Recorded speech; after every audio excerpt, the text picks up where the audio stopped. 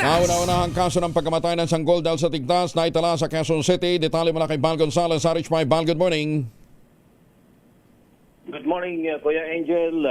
Nakapagtala na nga ang Quezon City ng kauna-unahang measles-related death ngayong taon. Sa report ng Quezon City Epidemiology and Surveillance Division, namatay noong Marso 25 ang isang 4 na buwang gulang na sanggol mula sa barangay Loyola Heights matapos magkasakit ng tigdas na nagkaroon ng komplikasyon na pneumonia. Bilang tugon ay nagpatupad na ang lokal na pamalaan ng outbreak response immunization, active case finding at pinaigting na pagbabakuna para sa mga batang edad 6 hanggang 59 na buwan.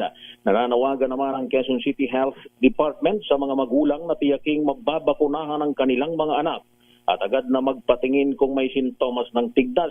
Ang tigdas ay isang nakakahawang sakit na dulot ng virus na karaniwang may kasamang lagnat, ubo, sipon, pamumula ng mata at pantal na nagsisimula sa mukha bago kumalat sa katawan. Dahil dito ay pinapayuhan ng publiko na umiwas sa matataong lugar at sa mga may sakit upang maiwasan ang hawaan. Samantala, as of April 1 ngayong taon ay umaabot na sa halos 2,000 katao ang tinatamaan ng dengue sa Quezon City kung saan 11 katao na ang namamatay. Ako si Val Gonzalez, DZRH, una sa Pilipinas, una sa Pilipino. Maraming salamat, Val.